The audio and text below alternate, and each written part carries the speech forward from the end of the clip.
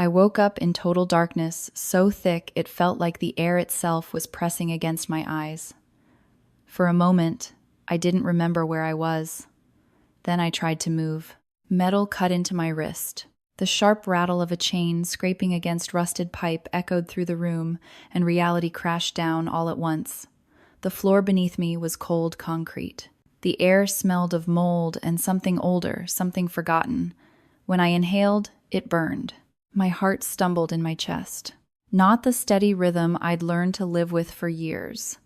Not the managed, medicated pulse that kept me safe.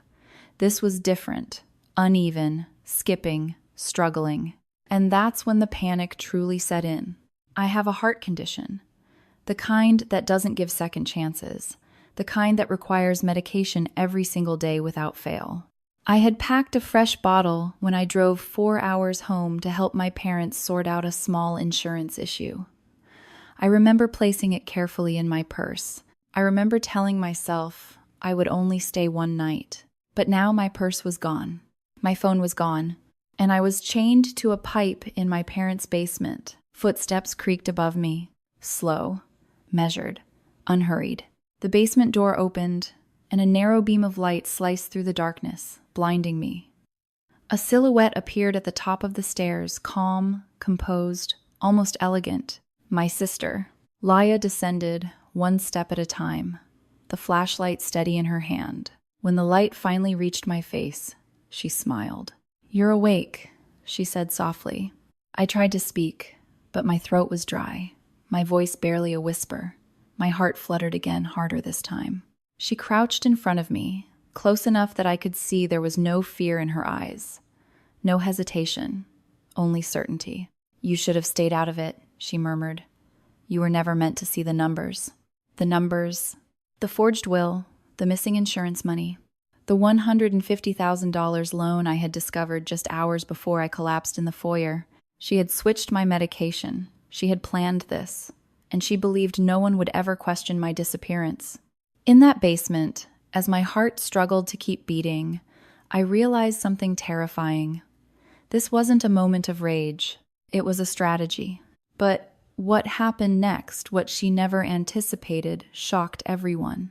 And if you stay with me, I'll tell you exactly how a woman who thought she had buried the truth alive ended up watching it rise in a courtroom instead.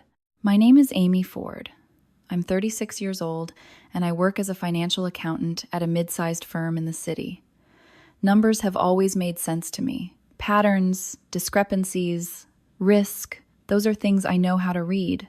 What I didn't know how to read, at least not in time, was my own family. Tonight, I'm telling you a story about the moment my sister chained me in a dark basement while I lay dying, and how the truth she tried to bury became the very thing that destroyed her. But to understand how I ended up handcuffed to a rusted pipe, you need to understand what came before the darkness. I woke up to it slowly. At first, there was only pressure thick, suffocating blackness pressing against my eyes. The air smelled damp, sour, like mold and forgotten years. My cheek rested against cold concrete. When I tried to move, something yanked hard at my left arm. Metal bit into my wrist. The sharp scrape of chain against pipe echoed in the silence. I didn't scream right away. Shock has a strange mercy to it. It gives you seconds where your mind refuses to accept what your body already knows. I blinked into nothingness, trying to orient myself. Then my heart misfired. Not the steady, regulated rhythm I'd lived with for years. I have a heart condition, one that requires daily medication without fail. It's manageable if I'm careful, predictable if I don't miss a dose. But this rhythm wasn't predictable. It skipped. It fluttered. It stalled and surged like it couldn't decide whether to keep going. That's when the panic came. My purse, my phone, my medication, gone. I had driven 4 hours home just 2 days earlier. My mother had called me on a Tuesday afternoon, her voice strained and confused. An insurance company had sent a letter flagging irregular billing patterns in their medical claims. My father didn't understand the terminology. They needed someone who understood numbers. They needed me. Not because I was the favorite daughter. I never was. My younger sister, Laya, had always been the golden child, the one who stayed close, who sacrificed, who took care of our aging parents. I was the one who left, the ambitious one, the independent one, the selfish one, depending on who you asked. Still, when my mother called, I packed my things. I slipped a fresh, sealed bottle of my heart medication into my purse. I told myself I'd stay one night, 2 at most. I didn't argue when I arrived, and dinner revolved around Laya's sacrifices instead of my recent promotion. I didn't react when my mother casually mentioned that the will had been updated 70% to Leia, 30% to me. Silence had always been my survival skill, but silence becomes dangerous when it allows something rotten to grow. I found that out the hard way. Back in the basement, I swallowed against a throat that felt lined with sandpaper. I tried to sit up. The chain clanked again. My wrist throbbed. Footsteps creaked overhead, slow, unhurried. The basement door opened, and a narrow beam of light cut through the dark like a blade. After so much blackness, it burned. A silhouette appeared at the top of the stairs, elegant, composed. My sister. Laya descended step by step, the flashlight steady in her hand. When she reached the bottom, she angled the beam toward my face. "You're awake," she said softly. Her voice wasn't frantic. It wasn't emotional. It was calm, almost clinical. I tried to speak, but my lips barely moved. My heart fluttered again, harder this time. She crouched in front of me, close enough that I could see the absence of hesitation in her eyes. "You should have stayed out of it," she murmured. "You were never meant to see the numbers." The numbers. That's what this had always been about. The insurance letter. The $47,000 in suspicious claims. The treatments my mother had never received. The medications never prescribed. The loan agreement I'd found in Laya's desk, $150,000 borrowed from a man named Mark at 18% interest, due in 45 days. And the forged letter to our family attorney. My signature perfectly replicated, authorizing a change in the will I had never agreed to. I had photographed everything. I had emailed the documents to my Aunt Ruth with a message that now felt prophetic. "If anything happens to me, give these to the police immediately." I had even texted a lawyer friend in the city, "If you don't hear from me in 24 hours, call my aunt. Take it seriously." I thought I was being cautious. I didn't realize I was already too late. "I switched your medication the first night you arrived," Leia continued, her tone almost conversational. "You've been taking half doses. Without it, your heart will fail. It's only a matter of time." The words landed slowly, like snow covering something already cold. This wasn't an argument that spiraled out of control. This was strategy. She stood, brushing imaginary dust from her pants. "Everyone already thinks you left early. Work emergency. You've always been fragile, Amy. When they find you, if they ever do, it will make sense." I watched her through blurring vision, trying to reconcile the sister I grew up with and the woman standing over me. Resentment can live quietly for years. It can wear a smile. It can cook dinner and manage appointments and hold a parent's hand through chemotherapy. And all the while, it can be calculating. "You gotta leave," she said, a flicker of heat finally entering her voice. "You got freedom. I got responsibility. That money was compensation. I earned it. Compensation. For 15 years of sacrifice. For feeling unseen in a different way." In that moment, chained in the dark, heart faltering in my chest, I realized something devastating. We had both grown up invisible, but in different ways. I left to escape it. She stayed and let it rot. The door closed behind her with a hollow thud, and darkness swallowed me again. I let myself cry for exactly 5 minutes. Then I stopped. Because if there is one thing working with numbers has taught me, it's this. When the pattern turns dangerous, you don't panic. You document. You calculate. You survive long enough to expose it. What Laya didn't know, what she couldn't have predicted, was that she had underestimated the quiet daughter. She thought I would disappear without resistance. She thought no one would question the story she had crafted. She thought my silence meant weakness. But what happened next shocked everyone, including her. If you stay with me, I'll tell you how a dying woman in a basement found a way to fight back, how a single detail in a text message unraveled a perfect lie, and how 6 words spoken in a courtroom turned my sister's confidence into fear. This is the story of how I stopped being invisible, and it begins in the dark. 2 weeks before I woke up, chained in that basement, my mother called me on a Tuesday afternoon while I was still at the office. I remember the exact shade of light coming through the window beside my desk late autumn, pale and thin.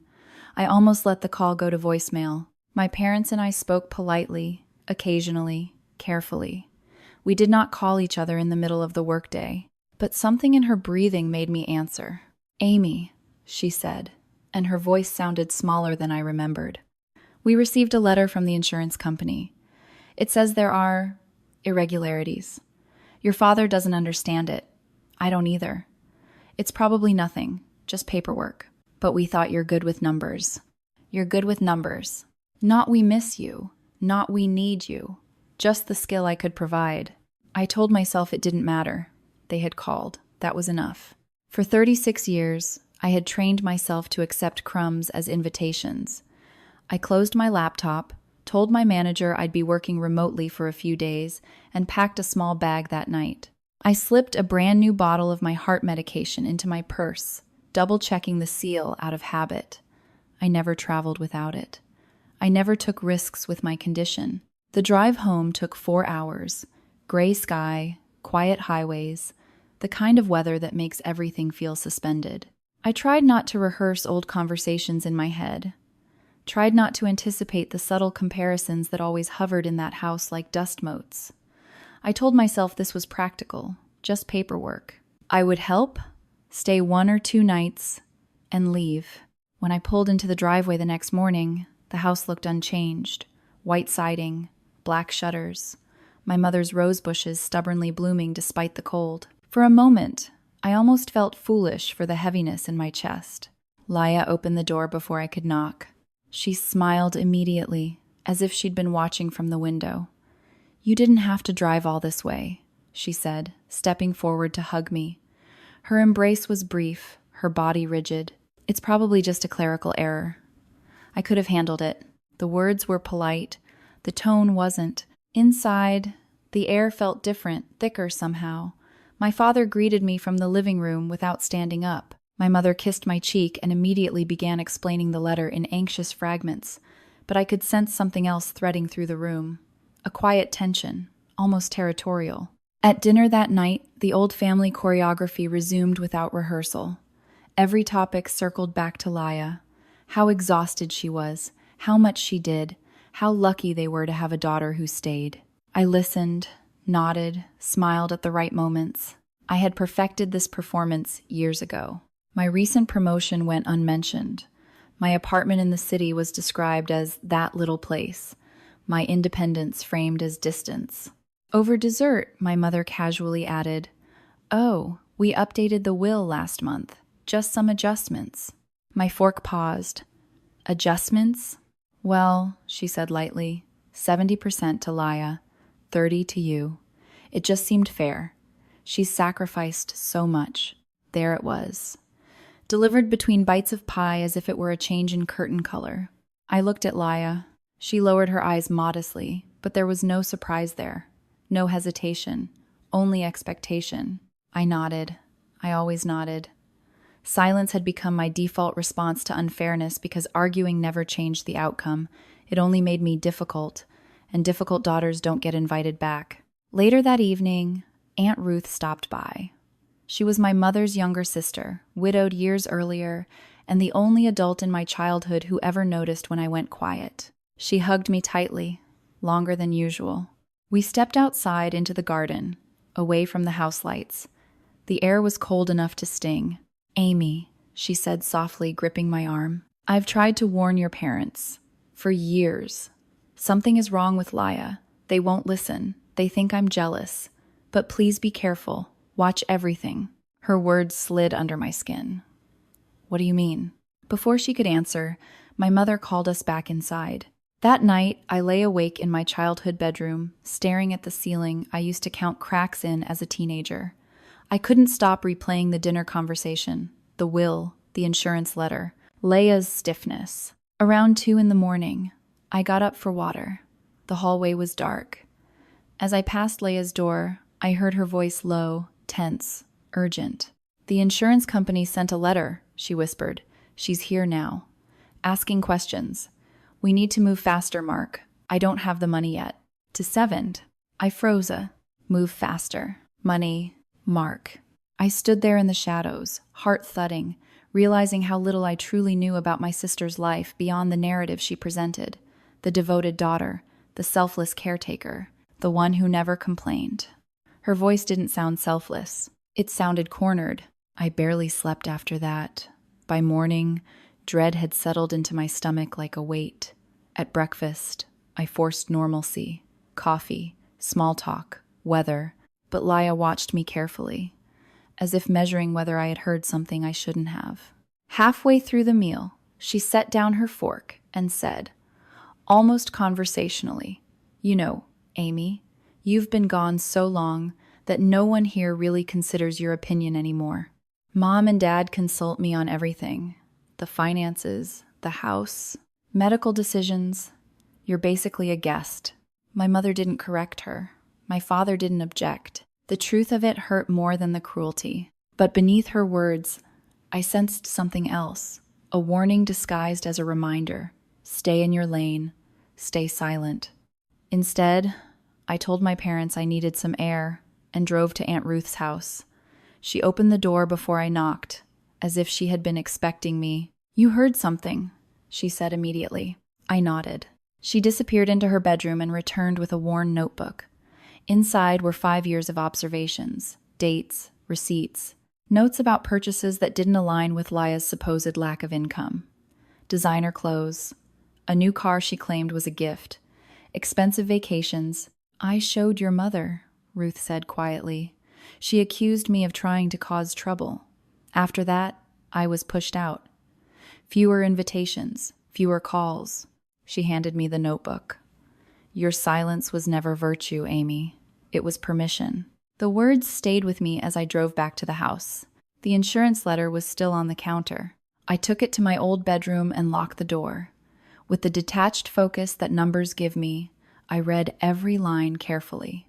$47,000 in suspicious claims over 18 months. Duplicate procedures. Treatments at facilities my mother had never visited. It wasn't chaos. It was design. And the moment I recognized the pattern, something shifted inside me. For the first time in my life, I wasn't reacting to family dynamics. I was investigating them. I didn't yet know how far it would go. I didn't know it would end with handcuffs and concrete and my own heart failing in the dark. But that morning, sitting cross-legged on my childhood bedroom floor with paperwork spread around me, I understood one thing clearly. Whatever Leia was hiding, it was big enough to make her afraid of me. And fear, when it's cornered, doesn't negotiate. It eliminates. The morning after I reviewed the insurance letter, the house felt different. Not visibly. The walls hadn't moved. The furniture hadn't shifted. But the air carried something sharp beneath the surface, like static before a storm. I moved through the kitchen quietly, making coffee the way I always had when I visited, careful not to disrupt the rhythm Leia had built around herself. She was already there. She stood at the counter, scrolling through her phone, her posture composed, almost relaxed. If I hadn't overheard that midnight phone call, I might have believed the version of her everyone else did, the devoted daughter holding everything together. She glanced up when I entered. For a split second, her eyes flickered, calculating. "Sleep okay?" she asked. "Fine," I said, keeping my voice even. We moved around each other with forced normalcy. My mother came in shortly after, chatting about an upcoming doctor's appointment. My father unfolded the newspaper at the table like it was any ordinary morning. But nothing felt ordinary to me anymore. After breakfast, I carried the insurance letter back to my room and laid it beside the notebook Aunt Ruth had given me. I began cross-referencing dates, charges, clinics, payment timelines. The pattern sharpened with each comparison. The suspicious insurance claims weren't random. They aligned almost perfectly with periods where Leia's lifestyle seemed to expand. New clothing purchases noted by Ruth, the timing of her new car, a short trip she'd vaguely described as a friend's getaway. I pulled my laptop from my bag and logged into public records databases I used at work. My training kicked in like muscle memory. Cross-check, verify, trace. Within an hour, I found something else. A property investment under a limited liability entity registered 18 months earlier. The name on the filing, L. Ford. The listed mailing address, our parents' home. My stomach tightened. I didn't confront her immediately. Confrontation without evidence is noise, and noise is easy to dismiss. I needed clarity first. That afternoon, Dr. Wright stopped by for my mother's routine checkup. He had been our family physician for 15 years, steady, observant, the kind of doctor who remembered details about your life outside your chart. After examining my mother, he stepped into the hallway where I was sorting through papers. "Amy," he said quietly, studying my face, "you look pale. Are you keeping up with your medication?" "Yes," I answered quickly. "I brought a new bottle." He nodded, but his gaze lingered a moment longer than usual. Stress can affect your condition more than you realize. Before I could respond, Laya appeared in the doorway. "She's just tired from the drive," she said smoothly. "I'll make sure she rests." The way she inserted herself into the conversation was subtle but firm, like a curtain drawn before a scene could continue. Dr. Wright handed me his card again before leaving. "Call me directly if you need anything," he said. That night, after my parents went to bed, I walked down the hallway toward Laya's home office. I told myself I was only confirming what I already suspected. The door was slightly ajar. Inside, the desk was cluttered with unopened mail and folders stacked haphazardly, unusual for someone who claimed to manage all household finances meticulously. I opened the top drawer first. Nothing significant. Receipts, household bills. The second drawer stuck halfway. When I pulled it open, I found the document that made my pulse spike. A loan agreement. $150,000 borrowed from Mark Sullivan. Interest rate, 18%. Due in 45 days. I read the terms twice to be sure. The repayment schedule was aggressive. The penalties for default were steep. Whoever signed this agreement wasn't just under pressure, they were cornered. The timeline aligned almost perfectly with the flagged insurance claims. I took photos of every page. Then, almost as an afterthought, I checked the lower compartment of the drawer. Tucked beneath a stack of envelopes was a folder labeled Estate. Inside was a copy of the revised will, and attached to it was a letter. My name typed neatly at the bottom. My signature carefully replicated. The letter stated that I felt guilty for not being present to care for my parents and wanted my sister to receive the larger share of the estate. I stared at it for a long time. It wasn't just fraud. It was identity theft within the family. It was a calculated rewriting of my intentions, my voice, my consent. I felt something shift inside me then, not rage exactly, but clarity. For years, I had been the quiet one, the accommodating one, the daughter who avoided confrontation to keep peace. But peace built on lies isn't peace, it's submission. I left the office and returned everything exactly as I'd found it. Back in my room, I sent copies of the loan agreement and forged letter to Aunt Ruth along with the insurance documentation. "If anything happens to me," I wrote, "take this to the police." It felt dramatic as I typed it, but the pieces forming in front of me were no longer small. The next morning at breakfast, Laya watched me again with that same assessing gaze. My parents chatted about grocery lists and television shows, oblivious to the undercurrent running beneath the table. "You've been quiet," Laya observed lightly. "I'm just thinking through the insurance issue," I replied. She smiled, but the expression didn't soften her eyes. "You don't have to worry about it," she said. "I've been handling these things for years." "I can see that," I answered calmly. Something in my tone made her jaw tighten, just briefly. After breakfast, I stepped outside to call the family attorney, Mr. Henderson. I kept my voice neutral as I asked about the will revision. When he casually confirmed that Laya had delivered a signed letter from me 14 months earlier authorizing the change, the final illusion fell away. This wasn't recent desperation. This was long-term strategy. When I returned inside, the house felt smaller, the walls closer. Every familiar object seemed like part of a stage set. I went upstairs to retrieve my medication bottle from my nightstand. It felt lighter than it should have. I opened it and counted. There were 12 pills. There should have been 28. I told myself I might have miscounted, that the pharmacy might have made an error, but I knew the truth before I allowed myself to say it aloud. The seal had been intact when I arrived. Someone had accessed it after. A cold understanding settled over me. Laya wasn't just afraid of exposure. She was preparing to eliminate the threat. I packed my bag carefully, methodically. No sudden movements, no dramatic exits. I ordered a rideshare and watched the timer tick down on my phone. 7 minutes. I could last 7 minutes. I walked toward the front door. Heart steady for now, breathing controlled. Halfway across the foyer, my vision flickered. My heart stumbled. The rhythm shifted violently in my chest. Not stress, not panic, interference. My knees buckled before I reached the handle. As I hit the marble floor, my phone slid from my hand, and the last thing I saw before everything went dark was my sister's shadow moving toward me, slow, unhurried, certain. Up until that moment, I had believed exposure would be the hardest part. I hadn't yet understood that being right can be the most dangerous position of all. When I came to, the first thing I registered wasn't pain. It was silence.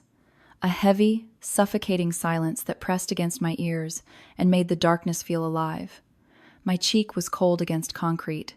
My left arm throbbed, and when I tried to move, something metal scraped sharply, echoing through the space. I opened my eyes, but it made no difference. There was nothing to see. Then memory flooded back in, fragments the foyer, the marble floor, my heart stuttering violently, my sister's shadow moving toward me before everything collapsed. I pulled instinctively against my arm, and the chain rattled again. A handcuff encircled my left wrist, secured to a rusted pipe bolted into the stone wall. The air smelled damp, thick with mold and neglect. Old furniture loomed in vague outlines as my eyes slowly adjusted. I recognized the space after a few moments, the storage basement beneath my parents' house, a place no one had used in years. My heart fluttered erratically in my chest, weaker now, uneven. I swallowed hard and tried to sit upright, conserving energy, forcing myself to breathe slowly. Without medication, my condition deteriorates quickly. I knew that, with clinical clarity. The half doses I'd unknowingly taken over the last few days had already destabilized me. Now, without any at all, my heart was entering dangerous territory. I don't know how much time passed before I heard footsteps above. Measured, calm, not the frantic rush of someone panicking. The basement door creaked open. A beam of light sliced down the stairwell, and I squinted against the sudden brightness. Laya descended slowly, the flashlight steady in her hand, her silhouette sharp against the glow. She stopped a few feet away from me, tilting her head slightly as if observing something curious rather than something catastrophic. "You're awake," she said quietly. My throat was dry, but I forced the word out. "Why?" She didn't answer immediately. Instead, she crouched down so the flashlight illuminated my face more clearly. Up close, I could see something I had never noticed before, a complete absence of conflict. No hesitation, no visible guilt. "You were never supposed to look that closely," she said at last. "You were supposed to come home, glance at the paperwork, trust me, and leave." "The numbers," I whispered. She gave a small nod. "You always were good with numbers." Her tone wasn't mocking. It was almost regretful. "I didn't steal," she continued, standing now and pacing slowly. I corrected an imbalance. My heart stumbled again. I focused on keeping my breathing even. "For 15 years," she said, her voice gaining intensity, "I stayed here. I put my life on hold. I handled every appointment, every emergency, every late-night panic attack. While you built your career and traveled and lived freely." Her heels clicked against the concrete floor as she moved. "And what did I get?" she demanded. "Expectation, obligation, more sacrifice." "That doesn't justify," I began, but my voice failed. "That money was compensation," she snapped, the first crack in her composure. It was owed to me. In the dim light, her resentment felt tangible. It had been building for years, layered quietly beneath dutiful smiles and family dinners. "And the will?" I managed to say. She stopped pacing and looked directly at me. "You weren't there," she said simply. "You don't get rewarded for absence. I never signed that letter." "I know," she replied calmly, "but they believed I brought it from you. That's what matters." The ease with which she admitted it made my stomach twist. "And the loan?" I pressed, my voice barely audible. Her jaw tightened. "Temporary. I invested in a property deal. It failed. I needed liquidity." "So you siphoned money from Mom's medical fund," I said. Her eyes flashed. "Don't make it sound so ugly. What about this?" I lifted my chained wrist slightly. She exhaled slowly, almost impatiently. "You forced my hand. Once you started photographing documents, making calls, you became unpredictable." A wave of cold realization washed over me. "You've been planning this," I said. She tilted her head. "I switched your medication the first night you arrived. Half doses. You wouldn't notice immediately. You'd just feel tired, dizzy." My pulse faltered again as her words settled. "You're already weaker than usual," she continued. "Without it entirely, your heart will fail within 72 hours, maybe less, given the stress." The matter-of-fact tone in her voice was more terrifying than if she'd screamed. "You'll tell them I left," I said. "I already did," she replied. "Work emergency. You've always been the one who runs back to the city. And when they find me?" "If they find you," she corrected softly, "it will look like a medical event. You have a documented condition, no signs of struggle, no forced entry, tragic, but explainable." Her calmness was chilling. "Laya," I whispered, "this isn't who you are." For the first time, her expression shifted. Not to guilt, but to something like exhaustion. "You have no idea who I am," she said quietly. "You left. You didn't see what staying did to me." She stepped closer again, crouching so our faces were level. "Do you know how many nights I sat in this house feeling invisible?" she asked. "You were the successful one, the independent one, the one Mom bragged about to her friends. I was just the reliable one, the background." Her words startled me. "I was invisible too," I said weakly. She laughed softly. "No, Amy, you were absent. That's different." The distinction hung between us like smoke. She stood abruptly. "This is cleaner," she said, "for everyone." Then she turned and walked toward the stairs. "Laya," I called, summoning what little strength I had left. "You don't have to do this." She paused at the top step but didn't turn around. "It's already done," she said. The door closed. The light vanished. Darkness swallowed the room again. For several minutes, I let myself cry, quietly, carefully. Not out of fear of her, but because something inside me had fractured completely. The sister I thought I knew had not simply made a terrible decision. She had justified it, rationalized it, built a narrative where she was owed everything and I was collateral damage. But tears burn energy. And energy was something I couldn't afford to waste. I wiped my face with my free hand and forced my mind into focus. Inventory. Left wrist restrained, right hand free. Smartwatch still on. Battery unknown. No phone, no medication, no visible exits within reach. I inhaled slowly, steadying my breathing as best I could despite the irregular rhythm in my chest. If she believed I would die quietly, she had miscalculated one thing. For 36 years, I had been the quiet daughter, the accommodating one, the one who chose silence over confrontation. But silence is different from surrender. And chained in that basement, heart struggling against betrayal and biology alike, I made a decision. I was not going to disappear. The first thing I did after the door closed and the darkness swallowed me again was force myself to stop shaking. Fear burns oxygen, and oxygen was something my heart already struggled to distribute properly. I pressed my back against the cold stone wall and inhaled slowly, counting each breath the way my cardiologist had taught me during panic episodes years ago. In for 4, hold, out for 6, again. My left wrist throbbed where the metal cuff bit into my skin. I tested the chain gently, listening to how it moved. The pipe it was attached to felt old, original to the house, maybe.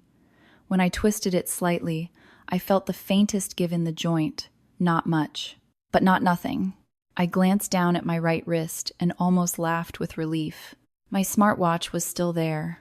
No cellular signal, of course. The basement walls were thick stone, built decades before wireless anything existed. But the watch had limited offline functions. I pressed the side button carefully, and the screen glowed faintly in the dark. 34% battery. It wasn't much, but it was something. If I recorded continuously, I'd drain it in hours. But if I was strategic, short, focused voice memos, I could preserve enough power to leave a record. I raised my wrist close to my mouth. "My name is Amy Ford," I whispered, forcing clarity into my voice. "If anyone finds this recording, I am being held in the basement of my parents' house." My sister, Leah Ford, removed my heart medication. This is not an accident. I stopped the recording immediately. Every word cost energy. Every second of screen time cost battery. I leaned my head back against the wall and listened. Silence. No footsteps overhead, no television noise, no movement, just the low hum of old pipes and the distant settling of the house.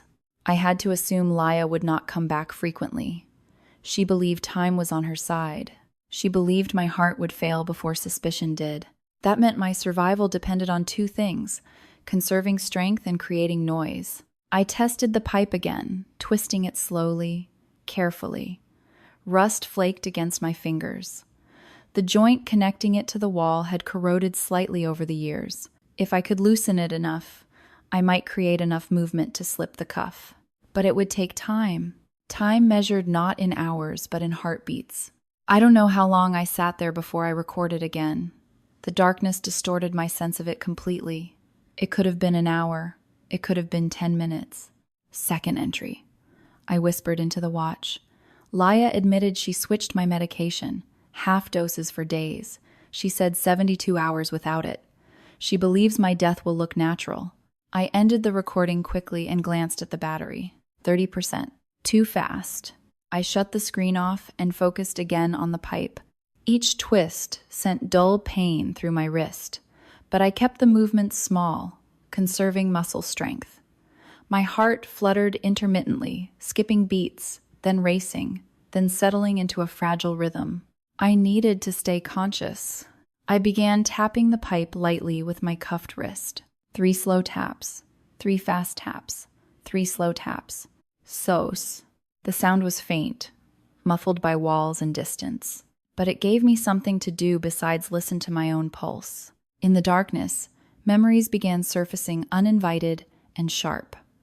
My 12th birthday party, when my mother forgot to order my cake because she was busy planning Leah's recital. My high school graduation, where my father spent more time discussing Leah's future college plans than my valedictorian speech.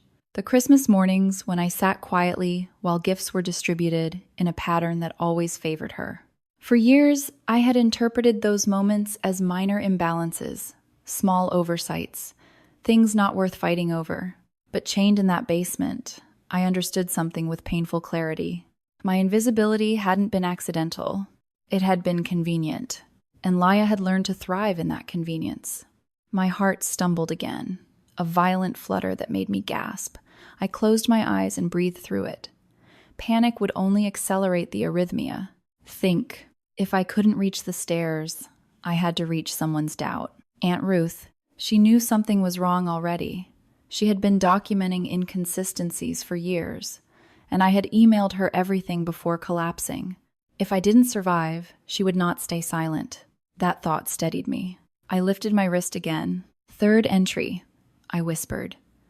If I don't make it, look at the loan agreement with Mark Sullivan.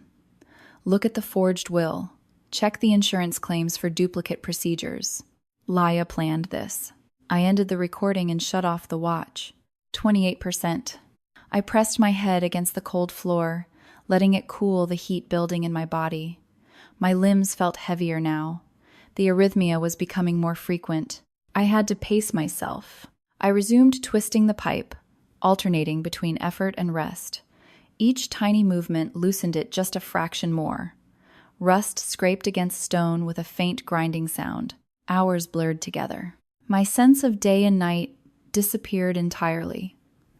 I measured time only by the deterioration of my pulse and the percentage on my watch when I dared check it. 23%. At one point, dizziness washed over me so strongly I nearly blacked out. I slapped my free hand lightly against my thigh to stay alert. "Stay with me," I whispered to myself. I recorded again. Battery low, still conscious, pipe joint loosening slightly. If found, please know I fought. Even, I would not. The word fought caught in my throat, because this wasn't just a fight for oxygen. It was a fight against a narrative that had been building for years. Laya believed she had rewritten the story already, that I had left early, that I had chosen work over family again, that my disappearance would confirm everyone's assumptions. She underestimated one thing: patterns, and I had left a pattern behind. The email to Ruth, the message to my lawyer friend, the documented insurance discrepancies, the forged signature with a timestamp that didn't match my travel history. I wasn't reckless when I found the evidence. I was methodical. Even as my body weakened, that thought gave me strength. I resumed tapping the pipe again. 3 slow, 3 fast, 3 slow. Sos. The sound was faint, but it echoed enough to remind me I still had agency. At some point, though I couldn't tell how much time had passed, I thought I heard something faint above me. A floorboard shifting. A murmur. I held my breath, listening. Nothing. Perhaps it was imagination. Perhaps not. My heart faltered again, more violently this time. Spots danced in my vision despite the darkness. I lifted my wrist one last time before resting it against my chest. "My name is Amy Ford," I whispered, voice thin but steady. "I am not invisible. I am not unstable. I am not missing by choice." I stopped the recording and let my arm fall. Battery, 20%. If I died there, I would not vanish quietly. There would be proof. There would be a record. And somewhere above me, whether she knew it yet or not, the cracks in Leia's carefully constructed world had already begun to form. What I didn't know, what I couldn't possibly see from the darkness beneath the house, was that I wasn't the only one refusing to accept the story Leia had started telling. Above me, life had continued in carefully controlled normalcy. My parents believed I had left early for a work emergency. Leia had delivered the explanation smoothly, with just enough irritation to make it believable. I had always been the daughter who left, the independent one, the one with priorities. I have a line, but Leia forgot something small. Small details are what I do for a living, and Aunt Ruth noticed them too. The text message she received from my phone the evening I collapsed seemed harmless on the surface. Change of plans. Heading back early. We'll call next week. Ruth read it twice, then a third time. I never said heading back. When I referred to my apartment in the city, I always said going home. It was a small quirk, but Ruth knew it. She had listened to me for years in ways my parents hadn't. She tried calling me immediately, straight to voicemail. She called the house next. Leia answered, voice light, almost amused. "Oh, Amy left early this morning," she explained. "Some work emergency. You know how she is." Ruth hung up without saying goodbye. That night, she drove to the house and parked across the street. She watched the windows. She saw Leia moving calmly through the living room. She saw my parents watching television, unaware. But she never saw me. The next morning, Dr. Wright called to confirm my cardiology appointment scheduled for the following week. He reached my voicemail. He tried again an hour later. No answer. He had treated my heart condition for 15 years. In that time, I had never missed an appointment without calling to reschedule. Never. Concerned, he called my parents' house. Leia answered again. She left unexpectedly, she repeated smoothly. Work emergency. She's fine. Dr. Wright paused on the other end of the line. In medicine, patterns matter. Compliance, history matters. Patients with serious conditions don't simply disappear without medication. He pulled my chart. He reviewed my dosage schedule. If I had missed even 48 hours of medication, my heart rhythm could become unstable, dangerously unstable. Then he did something that would change everything. He called my emergency contact. "Aunt Ruth, this is Dr. Thomas Wright," he said calmly. "I'm worried about Amy. Something isn't right." Ruth didn't hesitate.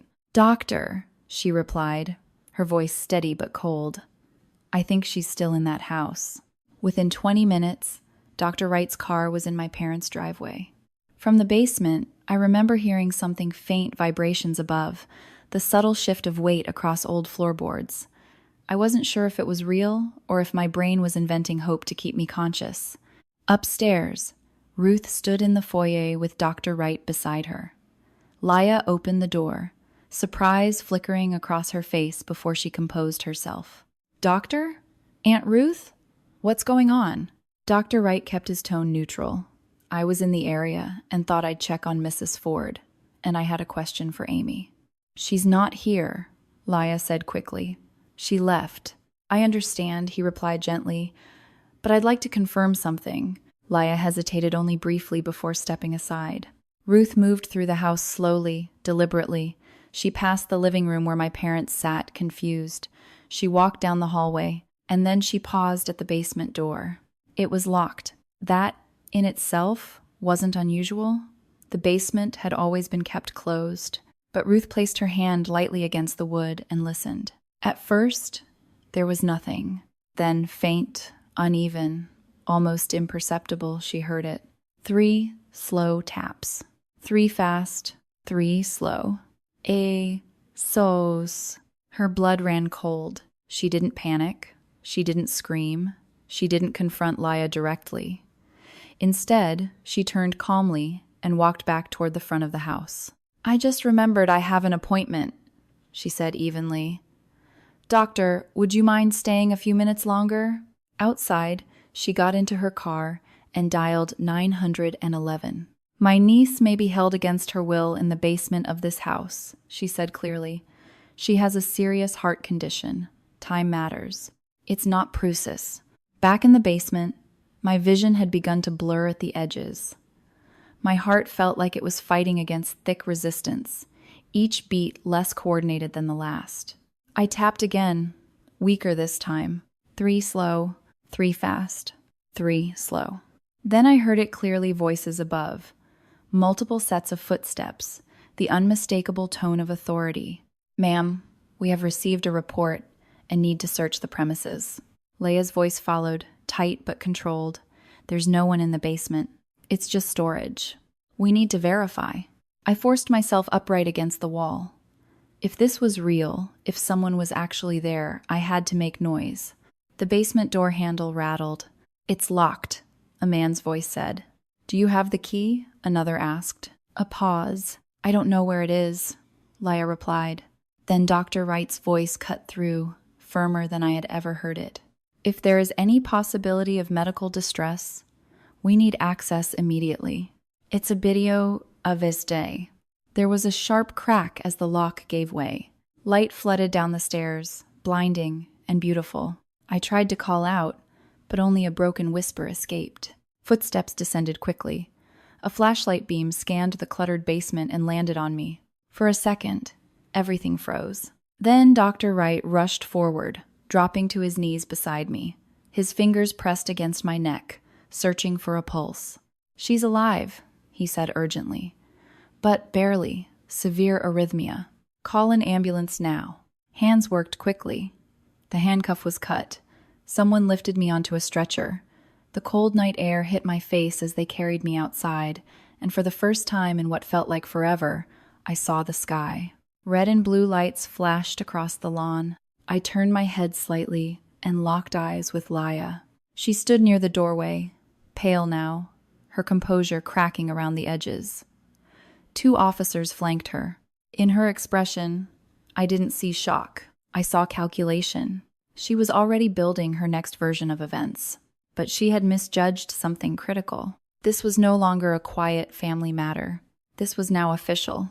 And once the legal system begins to move, it doesn't care about family narratives or golden children or convenient assumptions. As the ambulance doors closed and the siren began to wail, I let myself surrender to unconsciousness, not in defeat, but in relief. Because I understood something even in that fading moment. Laya thought she had controlled every variable. She had manipulated paperwork. She had forged signatures. She had crafted explanations. But she couldn't control patterns. She couldn't control the habits people notice when they truly pay attention.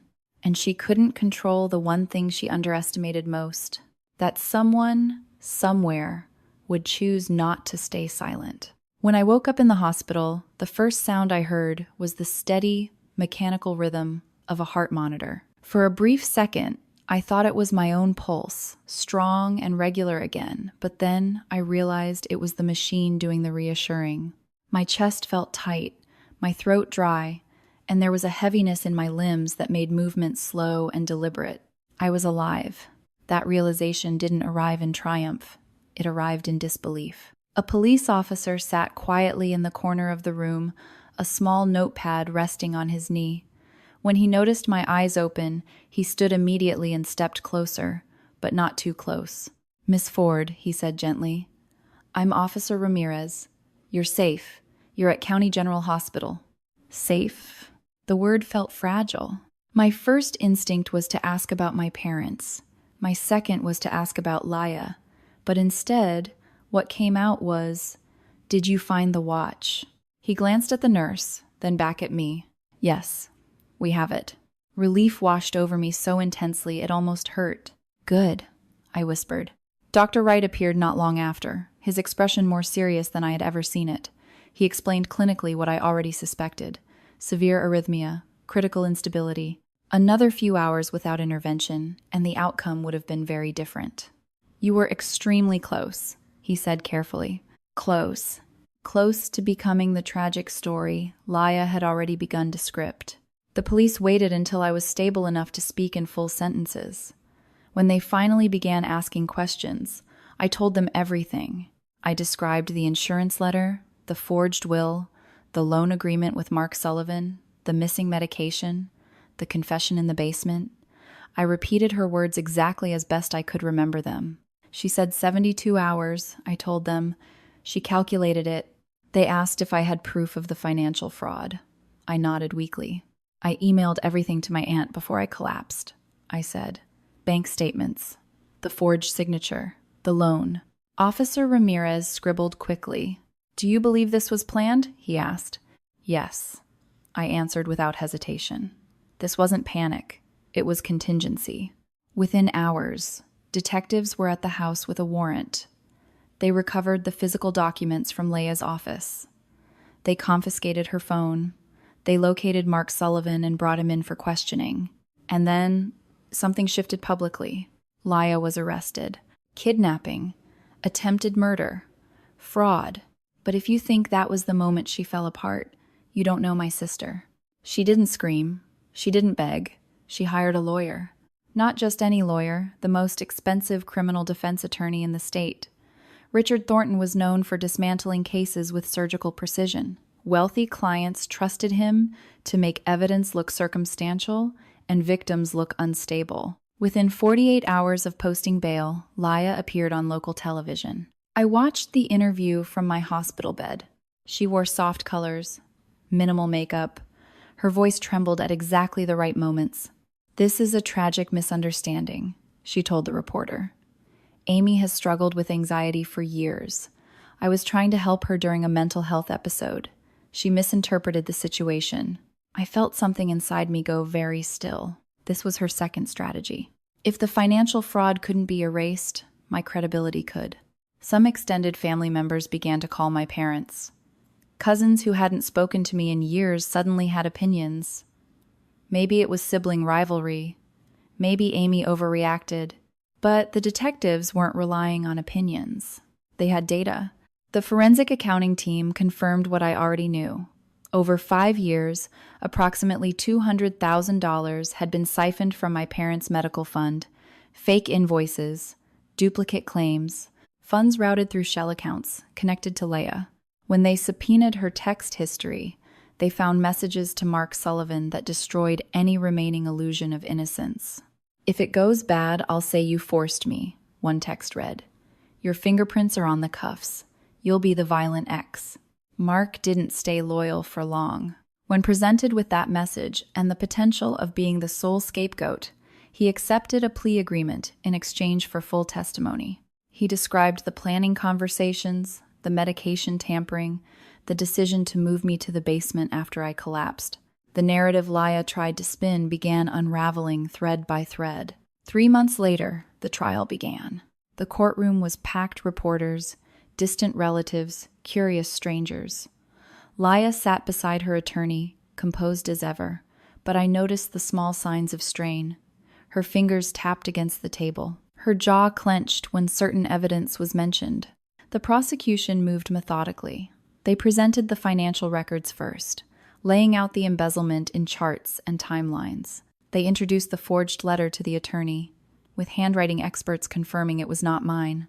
They played my smartwatch recordings. Hearing my own voice echo in the courtroom, weak but steady, felt surreal. My name is Amy Ford.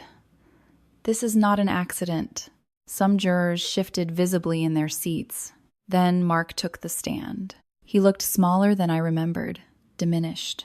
He described how Laya had approached him about the loan, how the property investment failed, how she grew increasingly desperate when the insurance audit letter arrived.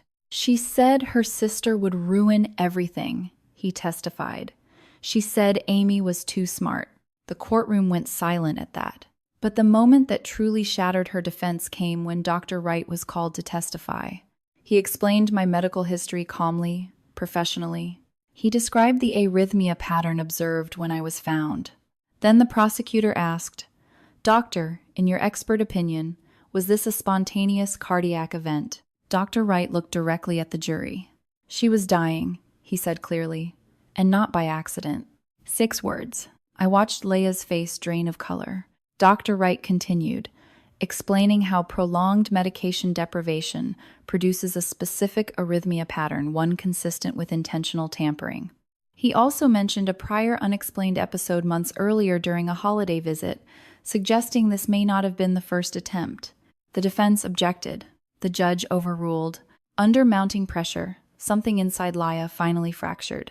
During my testimony, as I described the basement and her confession, she stood abruptly. "I gave everything to this family," she shouted. "She got to leave. She got to be free." Gasps rippled through the courtroom. Her attorney tried to quiet her, but the damage was done. In her anger, she confirmed motive, resentment, entitlement. The jury deliberated less than 3 hours. Guilty on all counts. Attempted first-degree murder, kidnapping, embezzlement, fraud. The sentence, 28 years to life. As the bailiffs led her away, she glanced back at me one final time. I expected hatred. Instead, I saw something closer to exhaustion, as if the performance had finally ended. In the hallway outside the courtroom, my parents approached me. They looked older than I remembered. "We didn't see it," my mother whispered through tears. I believed her. But belief and forgiveness are not the same thing. "I'm still here," I told them quietly. "That has to mean something." A year later, I founded a nonprofit organization called Visible. We support individuals experiencing coercive family abuse, helping them document patterns, build exit strategies, and understand that silence is not survival. Sometimes people ask me what saved my life. It wasn't just the police. It wasn't just the doctor.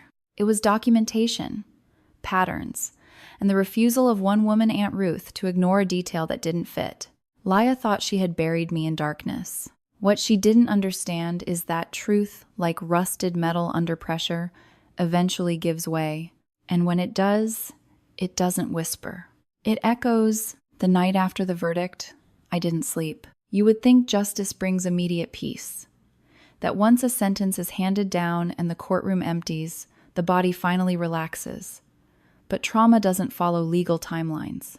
My heart was stable, now medicated, monitored, predictable again, but my mind replayed everything in fragments. The basement, the chain, Leia's voice, the way she said 72 hours like it was an equation. I lay awake in my apartment in the city, the same apartment some people had once described as selfish distance, and stared at the ceiling, realizing something unsettling. Surviving wasn't the end of the story. It was the beginning of something else. The media coverage faded within weeks. Another trial replaced mine in the news cycle. Public attention is short-lived, but the aftermath inside a family lingers. My parents called often at first. My mother's voice trembled with apologies. My father struggled to find words at all. We didn't see it, they kept saying. We should have known. The truth is, they couldn't have known everything, but they could have listened sooner. They could have taken Aunt Ruth seriously. They could have noticed that invisibility cuts both ways. For months, I attended therapy twice a week. I had to relearn the difference between vigilance and paranoia, between protecting myself and expecting harm around every corner. Trauma reshapes the nervous system. It teaches you that danger hides in familiarity. Sometimes, when I close my eyes, I still feel the cold of the concrete floor against my cheek. I still hear the faint metallic scrape of the chain. The body remembers what the mind tries to file away. But something else changed too. During the investigation, I had met women who contacted the prosecutor's office after hearing about my case. Some had experienced financial exploitation by relatives. Others had endured quiet coercion disguised as family loyalty. They weren't chained in basements, but they were trapped in narratives that minimized their pain. One woman told me, "I thought I was dramatic. I thought I was overreacting." Her words struck me hard. That's how silence survives, by convincing you that your instincts are exaggerations.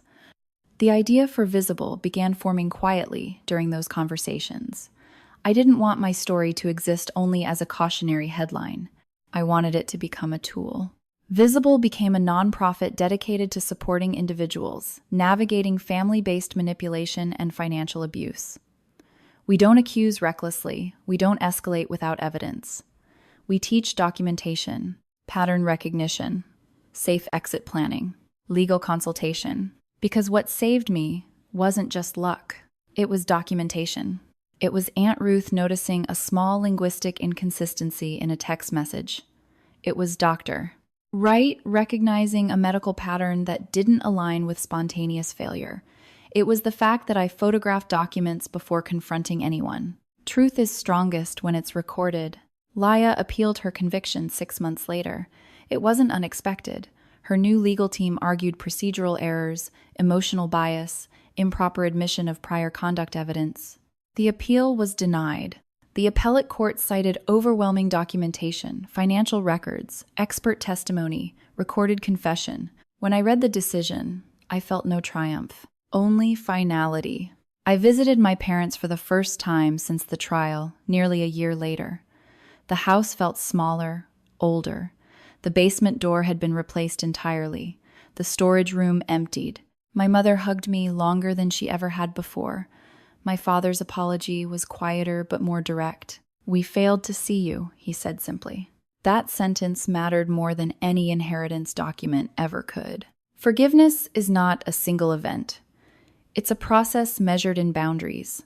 I maintain limited contact now. Monthly calls, occasional visits. We speak honestly. We don't pretend nothing happened. And that, for me, is progress. People often ask whether I hate my sister. I don't. Hate would require energy. I prefer to invest elsewhere. What I feel is complicated. Sadness for what she allowed resentment to become. Grief for the childhood we both misinterpreted through different lenses. Anger, sometimes, at how long it took for anyone to question her narrative. But mostly, I feel clarity. Laya believed she was correcting an imbalance. She convinced herself that sacrifice entitled her to compensation. She reframed theft as fairness and murder as inevitability. That reframing is the most dangerous part of abuse. It turns harm into justification. In the year since the trial, I've stood in front of support groups and told my story more times than I can count. Each time, I begin the same way. My name is Amy Ford. I survived something my own family didn't want to see. And every time, someone in the room nods before I even reach the basement. Not because their experience mirrors mine exactly, but because invisibility is a universal wound. If there is one lesson I've learned, it's this: silence does not equal strength when it protects the wrong person. For 36 years, I believed staying quiet was the mature choice, the peaceful choice, the way to belong. But belonging built on erasure isn't belonging at all. The day I stopped being invisible wasn't the day I survived the basement. It was the day I stopped accepting narratives that minimized me. I still have the smartwatch. The police returned it after the trial. The battery was drained, but the recordings were intact. I keep it in a small box on my dresser, not as a reminder of fear, but as evidence of resistance. There are nights when I hold it and think about the faint tapping against that rusted pipe. 3 slow, 3 fast, 3 slow. Sos. It wasn't just a distress signal. It was a declaration. I was still there, still breathing, still fighting. And if you are listening to this and something in my story feels uncomfortably familiar, if you've been told you're dramatic, unstable, too sensitive, if you've been quietly edged out of your own narrative, please hear me clearly. You are not invisible. You are not unreasonable for noticing patterns. And you are not wrong for wanting the truth documented. What happened in that basement shocked everyone because it shattered an illusion, but the illusion had been cracking for years.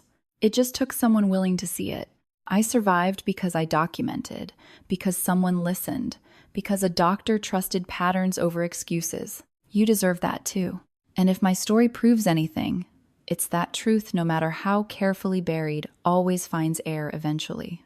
A few weeks after the trial ended, when the reporters had stopped calling and the courtroom had gone quiet, I asked the prosecutor for something I wasn't sure I truly needed, but couldn't stop thinking about.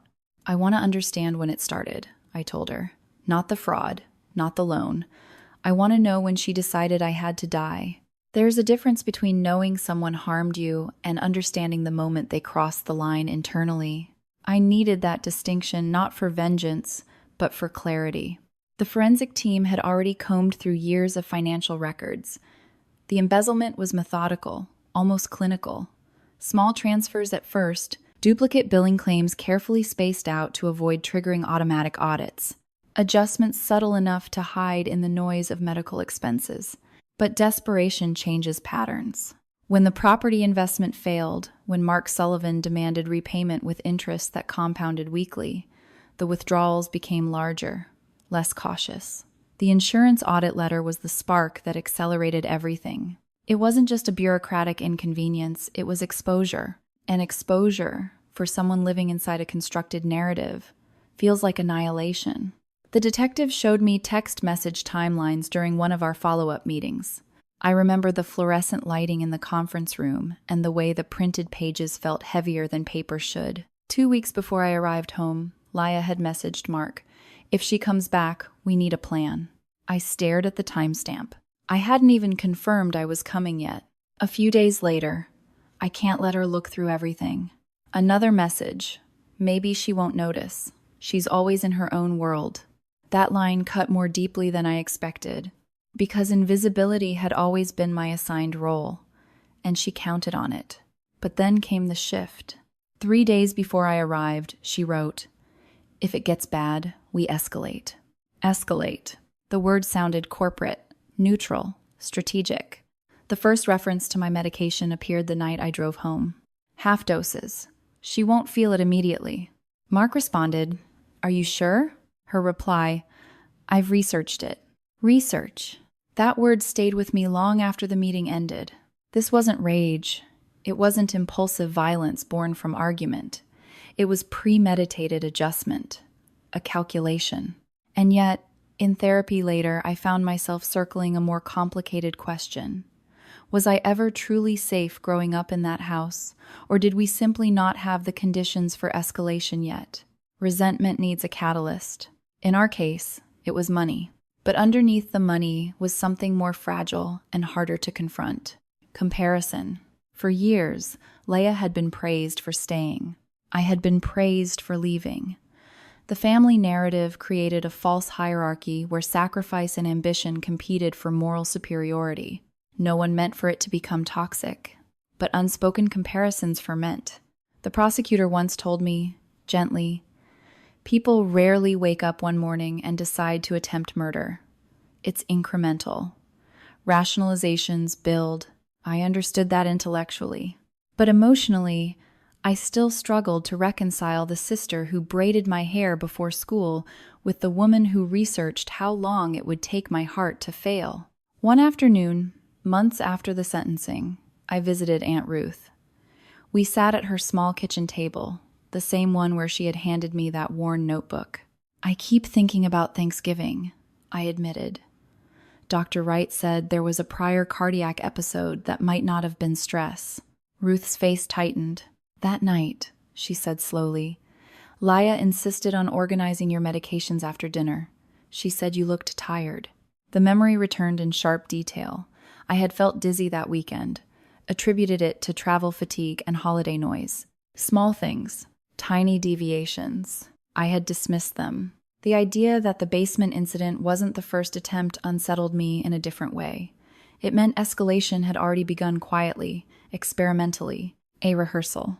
But I refused to live in perpetual suspicion. There is a line between awareness and obsession, and I worked hard in therapy to find it. The more I examined the financial evidence, the clearer it became that the fraud itself had created a psychological trap for Laya. Each falsified claim required another to cover it. Each borrowed dollar demanded another layer of deception. When I began asking questions about the insurance discrepancies, she wasn't just afraid of losing money. She was afraid of losing identity. For 15 years, she had built herself as the indispensable daughter, the responsible one, the martyr. If the fraud surfaced, that identity would collapse publicly. And she believed I was the trigger. In court, when she finally shouted, she was never supposed to come back. It wasn't just anger. It was fear of disruption. I don't share this to excuse her. Premeditation removes excuses, but understanding motive allows closure. The nonprofit work I began afterward often brings me into contact with families navigating similar dynamics, though thankfully not to the same violent extreme. Financial manipulation within families is disturbingly common. It thrives on trust and shame. Victims often hesitate to report it because the perpetrator is someone they love. Love complicates accountability. When people ask me how I process testifying against my own sister, I tell them the truth. It wasn't about choosing between loyalty and justice. It was about choosing between reality and denial. Denial would have protected the illusion of family unity. Reality protected my life. There's a difference. Sometimes, late at night, I replay the moment in the courtroom when Dr. Wright said, "She was dying and not by accident." Those 6 words weren't just medical testimony. They dismantled ambiguity. They reframed the entire narrative from misunderstanding to intent. Intent changes everything. And yet, the most profound shift for me didn't happen in court. It happened quietly, in a therapy session months later, when my therapist asked, "When did you decide you were allowed to matter?" I didn't have an immediate answer. For years, I believed staying small kept peace. But survival forced a different conclusion. I mattered the moment I chose documentation over silence. I mattered the moment I emailed Aunt Ruth before confronting Laya. I mattered the moment I whispered into my watch, "This is not an accident." Those weren't dramatic acts. They were acts of self-recognition. Today, when I stand in front of support groups and speak about patterns and evidence, I don't focus on the sensational aspects of my story. I focus on the incremental decisions that prevented erasure. Documentation, boundaries, asking questions early, trusting instincts, because escalation rarely announces itself loudly at first. It whispers, it rationalizes. It hides behind family loyalty. The basement was the climax. But the story began long before the chain. And if there's anything I want people to understand, it's this. Pay attention to the small shifts, the subtle inconsistencies, the uneasy feelings you talk yourself out of because confrontation feels impolite. Politeness should never cost you safety. I survived because patterns were noticed, because documentation existed, because one woman, Aunt Ruth, refused to dismiss a detail that felt wrong, and because, eventually, I stopped dismissing myself. What happened in that house shocked everyone, but what matters more is what happened afterward. I chose visibility, and that choice continues to shape my life far more than the darkness ever did. There's a moment people rarely talk about after something like this happens. It's not the courtroom. It's not the flashing lights. It's not even the hospital bed. It's the first ordinary morning afterward. The first time you wake up in your own space and realize the world kept spinning while yours stopped. The sunlight looks the same. The coffee tastes the same. Your phone buzzes with emails as if chains and basements and attempted murder are administrative inconveniences. That first morning, back in my apartment, I stood in my kitchen staring at the kettle, listening to it heat, and my hands trembled not from fear, but from the sudden quiet. For days, survival had been loud. Heart monitors, legal interviews, reporters outside the courthouse, lawyers explaining timelines. Every hour demanded something from me. Now there was nothing demanding anything, and that silence felt heavier than the basement ever had. I poured coffee and sat at my small kitchen table, the same one Laya used to mock as minimalist. I looked around at the life I had built piece by piece, my framed degree, the bookshelf filled with textbooks and novels, the plant on the windowsill I kept forgetting to water. For years, this apartment had represented distance from my family. Now it represented survival. My phone buzzed again, a message from Aunt Ruth. Thinking of you, proud of you, D-Day. I typed back slowly, couldn't have done it without you. And that was true in ways deeper than she probably realized. If she hadn't noticed the phrasing in that text message, if she hadn't driven to the house, if she hadn't listened at the basement door, small decisions, small acts of attention, that's what broke the chain. A week later, I returned to work. Walking into the office felt surreal. My coworkers tried to be subtle, but curiosity hangs in the air like static. Some had followed the trial, others had only heard fragments. My manager called me into his office. "You don't need to rush back," he said gently. "Take whatever time you need." For the first time in my life, someone offered me space without implying weakness. "I need routine," I told him honestly. Routine anchors the nervous system. It tells the body that the threat has passed, even when the mind is still catching up. I eased back into projects slowly. Reviewing spreadsheets felt strangely comforting. Numbers don't lie to protect feelings. They don't reshape themselves to maintain illusions. Patterns either align or they don't. One afternoon, while reconciling an account, I caught myself staring at a column of figures longer than necessary. My mind drifted to the financial charts presented at trial, the $200,000 siphoned over 5 years. The loan agreement at 18% interest, the forged letter that altered my inheritance. For years, I had been told I was overly analytical, too focused on details, not emotional enough. Ironically, it was that very skill set that saved me. Not because it made me confrontational, but because it made me attentive. I began speaking publicly about the importance of financial literacy within families, not from a place of suspicion, but from empowerment. Transparency prevents manipulation. Shared access reduces vulnerability. Documentation protects everyone. When I launched Visible officially, the mission statement was simple. Silence should never be mistaken for consent. The first workshop we held had 12 attendees. Some were hesitant, some were skeptical. All were quietly relieved to speak openly. One woman told me her brother controlled her elderly father's finances and discouraged anyone else from reviewing statements. She felt uneasy, but didn't want to cause drama. That phrase, cause drama, echoed in my head. Drama is what people call accountability when it disrupts comfort. I told her gently, asking for transparency is not drama, it's responsibility. As the months passed, I began to understand something unexpected. My survival was not just about escaping death. It was about reclaiming narrative. For 36 years, I had adapted myself to fit into a role that minimized friction. I told myself that avoiding conflict made me mature, that keeping the peace made me strong. But the basement forced a reckoning. Peace built on avoidance is fragile. It collapses the moment someone weaponizes it. The first time I visited my parents alone after everything, the house felt unfamiliar. Not physically, but emotionally. We sat at the kitchen table where so many quiet resentments had brewed. My mother poured tea with shaking hands. "We thought she was struggling," she said softly. "We didn't know it was this. You didn't want to know." I replied gently, not cruelly. "There's a difference." That conversation was harder than any testimony I gave. Because courtrooms operate on evidence. Families operate on denial. My father cleared his throat and said something I had waited my entire life to hear. "We should have listened to you." Those words didn't erase the past, but they acknowledged it. And acknowledgement is the first step toward repair. Forgiveness didn't arrive immediately. It came in increments, boundaries established, expectations clarified. Communication rebuilt carefully. Laya wrote to me once from prison. The letter was measured, reflective. She described feeling trapped by her own choices. She didn't justify what she did, but she didn't fully own it either. I read the letter twice. Then I placed it in a drawer.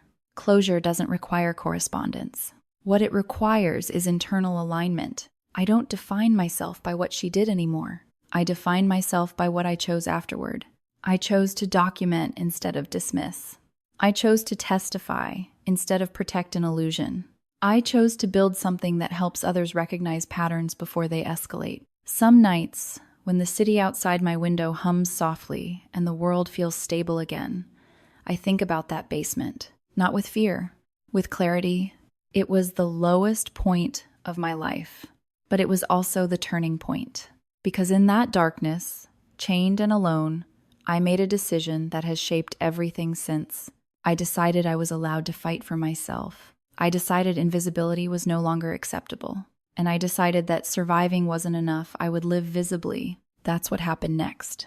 Not just the courtroom, not just the sentence, but the slow, deliberate rebuilding of a life that no longer bends to keep others comfortable. And that, more than anything, is what shocked everyone, including me. People often assume the hardest part of my story was the basement. It wasn't. The hardest part came later, when everything slowed down enough for me to feel what had actually happened. In the months after the sentencing, the world moved on. News cycles shifted. The courtroom emptied. Laya was transferred to a correctional facility several hours away. Mark began serving his reduced sentence. The legal system closed its files, but trauma doesn't close neatly. The first time I drove past my parents' neighborhood after everything, my hands tightened on the steering wheel before I realized why. My body remembered the driveway, the marble foyer, the exact spot where my knees buckled before I collapsed. Memory is physical, like that it settles in muscle before it becomes narrative. I pulled over a few blocks away and just sat there, breathing, in for 4, out for 6, the same rhythm I used in the basement. I had promised myself I would not avoid places simply because they held pain. Avoidance can become its own prison. But re-entry requires intention. When I finally walked back into my parents' house for the first time after the trial, the air felt thinner, not hostile, just fragile. My mother had rearranged some furniture. The basement door had been replaced. The lock was new. The storage room emptied completely, as if clearing objects could clear memory. We stood in the kitchen awkwardly at first. The silence felt heavy, but not hostile, just unfamiliar. "I don't know how to fix this," my mother admitted. "You don't," I said gently. "You don't fix it. You build something different." That was the beginning of a more honest relationship, not perfect, not healed, but grounded in reality instead of pretense. My father surprised me one afternoon while we were sitting on the back porch. "You were never invisible," he said quietly, staring at the yard. "We just didn't look hard enough." That sentence stayed with me longer than the verdict did. Because invisibility is rarely about absence. It's about attention. In therapy, I unpacked something that had lingered beneath everything else. Survivor's guilt. Not guilt for Leia's sentence, her choices led there, but guilt for surviving when she spiraled. Resentment, left unchecked, becomes isolation. Isolation becomes narrative. Narrative becomes justification. If our family had confronted smaller imbalances, earlier unequal praise, unspoken expectations, would it have changed the trajectory? Maybe. But speculation doesn't rewrite history. What I can control is what I do with what happened. Visible grew slowly at first. We partnered with financial literacy educators and legal consultants. We created downloadable templates for documenting irregular transactions. We offered workshops on recognizing coercive control within family systems. One of our early sessions focused entirely on language patterns, how manipulation often hides in phrasing, dismissive words, minimizing statements, subtle redirections. Because if there's one thing I learned from that basement, it's that harm rarely announces itself loudly at first. It whispers, it reframes, it waits. There were nights when I dreamed about the chain, not the fear, but the sound. The metallic scrape echoing in darkness. I would wake up with my wrist aching phantom-like, even though there was no mark left physically. Trauma lives in echoes. But over time, the dreams softened. They became less about confinement and more about movement the moment the pipe loosened slightly under pressure. The sound of wood splintering when the door broke open. The rush of cold night air when they carried me outside. Those are the memories I choose to hold on to now. The breaking open. The intervention. The fact that someone listened. I visited the courtroom once after everything was over. Not for a hearing, just to sit quietly in the gallery while another case was underway. I wanted to see it without adrenaline, without reporters, without my name attached to the docket. The room looked smaller than I remembered. Ordinary. Which is how justice should feel. Not dramatic, not theatrical, just structured. As I sat there, I realized something that surprised me. I wasn't angry anymore. Not at Leia, not at my parents, not even at myself for staying silent so long. Anger is a necessary stage, but it's not sustainable. What remained instead was clarity. Clarity about patterns. Clarity about boundaries. Clarity about the fact that love does not require blindness. A few months after the appeal was denied, I received another letter from Leia. This one was shorter, less defensive. She wrote about attending counseling sessions inside, about confronting resentment she had carried for years. I thought staying made me better than you, she wrote, but it only made me bitter. I read the line twice. Bitter. Bitterness is quiet at first. It disguises itself as sacrifice, as duty, as righteousness. But if you don't address it, it grows roots. I don't know if Leia will ever fully understand the magnitude of what she did. That understanding isn't something I can demand. But I do know this. I refuse to let her choices define my identity. When I speak publicly now, I rarely describe the basement in detail. I describe the warning signs, the incremental escalations, the importance of early conversations. Because prevention is less dramatic than survival, but far more powerful. Sometimes, after workshops, someone approaches me privately and says, "I think I've been ignoring something." People stand, and I tell them the same thing I wish someone had told me sooner. Trust the discomfort. Examine the pattern. Ask the question even if it feels inconvenient. You are not dramatic for wanting clarity. You are not selfish for protecting yourself.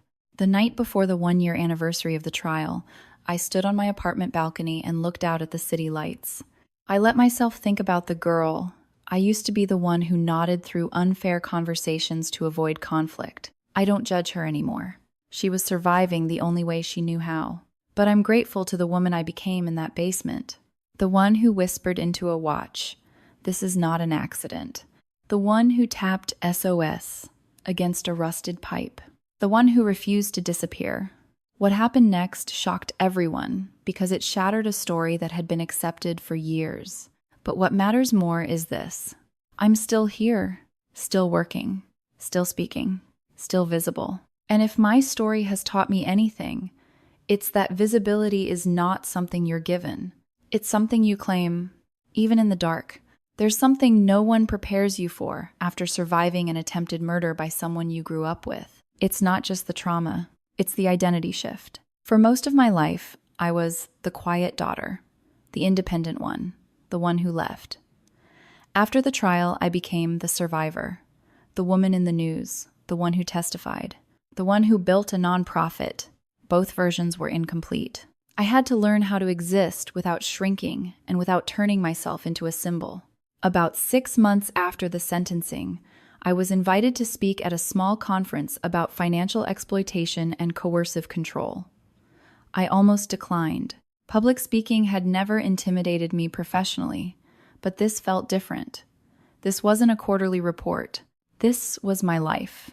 I stood backstage listening to the low murmur of the audience and felt my heartbeat quicken, not dangerously, just enough to remind me of everything it had endured. When they called my name, I walked out under soft stage lighting and looked at the faces in front of me. I didn't begin with the basement. I began with a Tuesday afternoon phone call from my mother about an insurance letter, because that's how it really started. Small, ordinary, easy to dismiss. I explained how I noticed the discrepancies, how I photographed documents before confronting anyone, how documentation doesn't mean accusation, it means clarity. Then I paused. And when the patterns escalated, I said quietly, I didn't recognize the danger soon enough. The room was still. I thought confrontation would be dramatic, I continued. I thought silence was maturity. I was wrong. Afterward, several women approached me. One told me her sister controlled their mother's finances and discouraged questions. Another said her brother rewrote their father's will while isolating him from extended family. None of their stories involved basements, but all involved patterns. That's when I understood something important. My story wasn't unique because of its drama. It was unique because someone interrupted it before it ended. Intervention changes outcomes. In the months that followed, Visible expanded. We partnered with elder law attorneys. We hosted free financial statement review clinics. We created workshops specifically about recognizing early warning signs of coercive control within family systems. One of our most attended sessions was titled The Cost of Silence, because silence is often misinterpreted as peace. In reality, silence can be compliance under pressure. During that session, I shared a memory I hadn't spoken about publicly before. When I was 16, I won a statewide academic competition. The award ceremony fell on the same day as one of Laya's dance performances. My parents split their time, but afterward, the conversation focused entirely on her recital. I told myself it didn't matter, that I was mature enough not to compete. But quiet accumulations shape identity. Resentment does too. Laya once told me in that basement, "You got to leave." I got stuck. At first, I dismissed that as projection. But with time, I realized something more nuanced. We both felt invisible in different ways. She stayed physically present but emotionally overshadowed by my achievements. I left physically but carried emotional distance from the family narrative. Neither of us addressed it directly. Avoidance created fertile ground for distortion. That doesn't excuse her choices. Premeditation and fraud and attempted murder are not the product of sibling rivalry. But understanding the emotional ecosystem doesn't diminish accountability, it contextualizes it. I don't share that perspective publicly to defend her. I share it to emphasize how unspoken narratives harden over time. After one workshop, a young man approached me and said, "How do you forgive someone who tried to kill you?" It's a question people ask with wide eyes, expecting either dramatic grace or righteous anger. My answer is simpler. Forgiveness is not reconciliation. Forgiveness is releasing the idea that your healing depends on the other person's remorse. I don't maintain contact with Leah beyond what legal boundaries require. I don't hate her. I don't excuse her. I let the justice system handle accountability, and I handle my life. About a year after the trial, I returned to the hospital, not as a patient, but as a guest speaker for a cardiology awareness event. Dr. Wright introduced me. He looked older somehow, though only months had passed. "This is Amy Ford," he said. She reminded me why patterns matter. I smiled faintly at that, because it was true. My survival hinged on pattern recognition. The specific arrhythmia pattern caused by medication deprivation. The financial patterns that revealed embezzlement. The language pattern in a text message that tipped off Aunt Ruth. The pattern of compliance in my own behavior that allowed manipulation to grow unchecked. Patterns tell stories long before crises erupt. That night, after the event, I stood outside the hospital entrance and looked up at the building's lit windows. I imagined the moment Dr. Wright pushed past the officer in the basement and pressed his fingers against my neck. "She's alive." Those words were not dramatic. They were factual. But they changed everything. Sometimes I wonder what would have happened if I hadn't emailed Aunt Ruth before confronting Laya, if I hadn't texted my lawyer friend, if Ruth hadn't noticed the phrasing in that message. The chain of survival depended on multiple small acts of attention. That realization doesn't make me paranoid. It makes me precise. I live differently now, not fearful, but intentional. I review financial documents regularly with transparency. I encourage open conversations in relationships. I don't dismiss discomfort as overreaction. And, most importantly, I no longer equate silence with virtue. The last time I visited my parents' house, I stood at the top of the basement stairs. The door was open. The space below had been renovated, bright lights, new flooring, no trace of rusted pipes. For a moment, I hesitated. Then I walked down. I stood in the center of the room and closed my eyes, not to relive it, but to reclaim it. The basement no longer felt like a tomb. It felt like a turning point, because in that darkness, stripped of narrative and expectation, I made the clearest decision of my life. I would not disappear. And that decision echoes louder than any chain ever did. If there is anything I want people to take from my story, it's not the spectacle of the courtroom or the shock of betrayal. It's this: pay attention to patterns. Trust discomfort. Document early, speak sooner, and never mistake silence for safety. I survived because someone listened, because someone noticed, because I finally did too. And that awareness, more than anything else, is what carried me out of the dark. There is a moment in every long story of survival where the spotlight fades, the verdict has been delivered, and the world assumes everything is settled. That moment is deceptive, because the real reckoning doesn't happen in court. It happens quietly inside you when you begin to piece together not just what occurred, but who you were before it happened and who you are now. About a year after the trial, I returned to my parents' house alone. Not because I had to, not because anyone asked, but because avoidance was starting to feel like another kind of prison. The house stood the same as it always had: white siding, black shutters, my mother's roses stubbornly blooming. If you drove by without knowing, you would never suspect what had unfolded beneath that roof. I parked and sat in the driveway longer than I expected. My hands rested lightly on the steering wheel, but I could feel the old tension creeping into my shoulders. Memory has a way of waking up before logic does. The body remembers places faster than the mind forgives them. When I stepped inside, the air felt lighter than it once had. The furniture had been rearranged slightly, the walls repainted. My mother had removed the heavy rug in the foyer, the same one that had cushioned my fall the day I collapsed. It wasn't denial, it was acknowledgement. Change had been necessary. We spoke quietly at first. Ordinary topics: weather, work, my nonprofit's growth. There was an unspoken understanding that we were navigating new ground carefully. Then my father did something he had never done before. He asked me a direct question. "When did you start feeling like you didn't matter here?" he said. It wasn't accusatory. It wasn't defensive. It was honest. I considered the answer carefully. "I don't think it was one moment," I said. "It was a pattern. Small things that added up." He nodded slowly. For years, those patterns had gone unnoticed because they weren't dramatic. They were subtle. Comparison here, oversight there, praise distributed unevenly, expectations placed quietly on one child and not the other. Resentment rarely grows in loud explosions. It grows in quiet imbalances. I don't blame my parents entirely for what Laya became. Adults make their own choices, but family dynamics shape narratives, and when those narratives aren't examined, they harden. After the trial, my mother confessed something that surprised me. She said she had sensed Laya's bitterness for years, but interpreted it as exhaustion from caregiving. "I thought she just needed more appreciation," my mother admitted. "I didn't realize she felt owed." That word "owed" still unsettles me, because entitlement reframes harm as fairness. Laya had convinced herself she was correcting injustice. She had built a moral argument around theft, and when exposure threatened that argument, she escalated.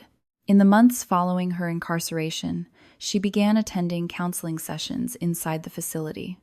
Through her attorney, I learned that she had started acknowledging the fraud openly, not just legally, but emotionally. She wrote to our parents often. Fewer letters to me. The one letter she sent directly to me was longer this time, less defensive. She described sitting in a counseling room, being asked to map the timeline of her resentment, to identify the first memory where she felt overshadowed. "I don't know when I started measuring my worth against yours," she wrote, "but I know I stopped measuring it against myself." I read that sentence several times. It didn't erase what she did.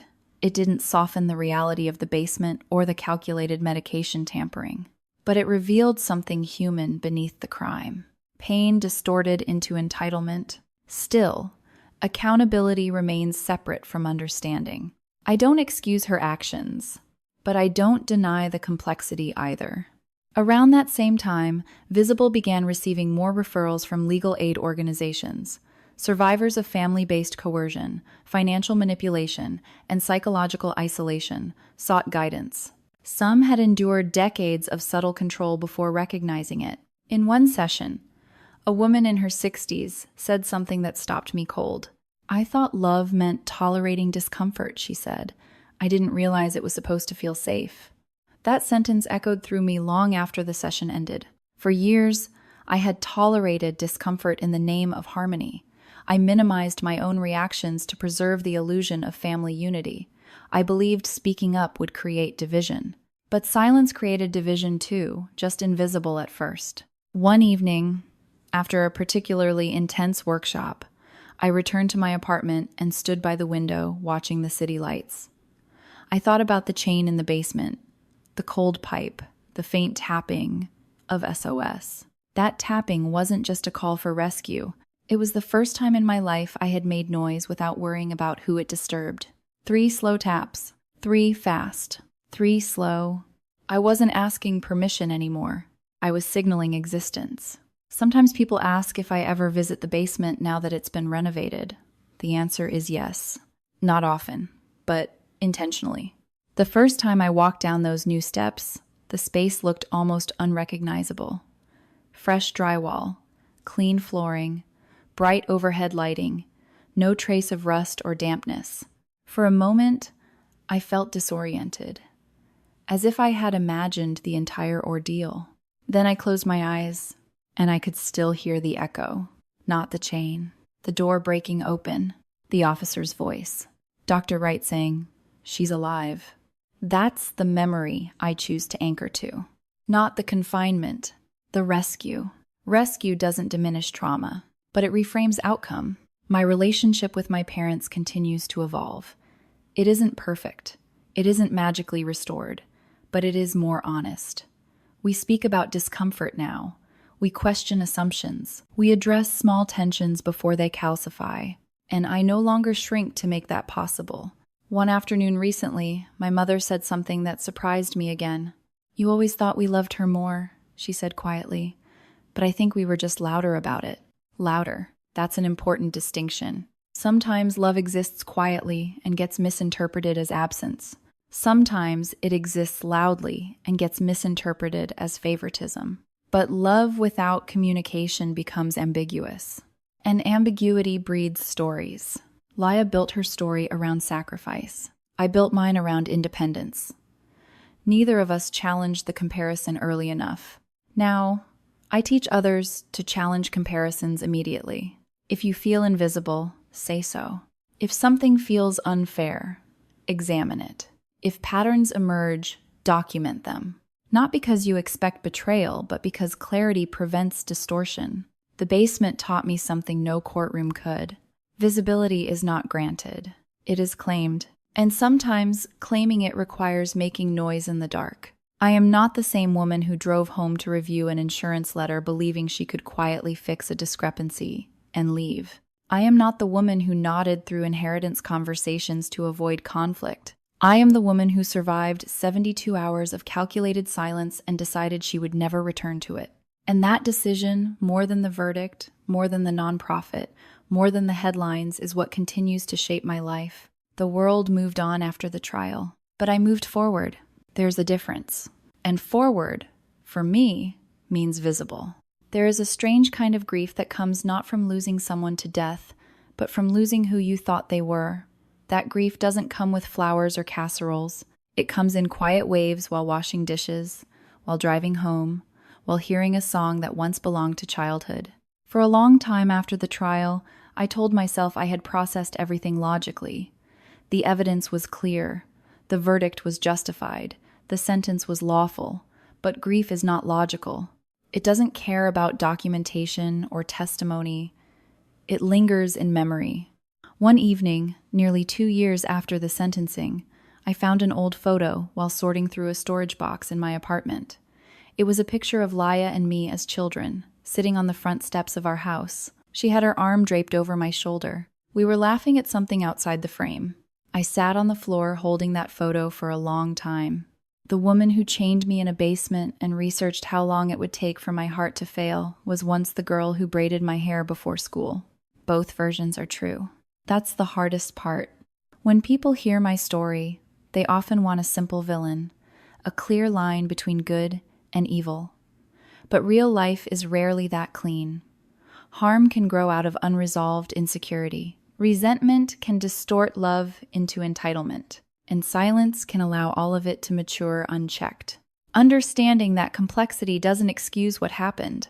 Attempted murder is not a misunderstanding. Fraud is not a sibling rivalry gone too far. There were choices made, calculated ones. There was research. There was planning. But if I reduce Laya to a monster, I remove the warning signs that might help someone else. Monsters are easy to spot. Resentment disguised as sacrifice is not. In the years since the trial, I've spoken to countless people navigating complicated family systems. Some are caretakers feeling unacknowledged. Others are siblings struggling with comparison. Many are simply overwhelmed by unspoken expectations. I often ask a question that makes people pause. When was the last time you said out loud what you actually needed? Most of us were taught to minimize needs to keep peace, especially daughters, especially the responsible ones, especially the independent ones. I was praised for leaving. Laya was praised for staying. Neither of us questioned what those roles were doing to us. Roles become identities. Identities become prisons.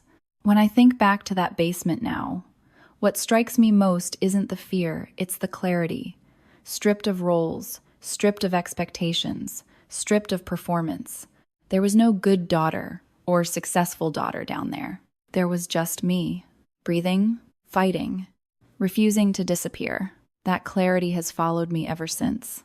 About 2 years after the trial, I was invited to participate in a restorative justice panel, not directly with Laya, but with other survivors and professionals discussing the psychology of familial harm. I agreed cautiously.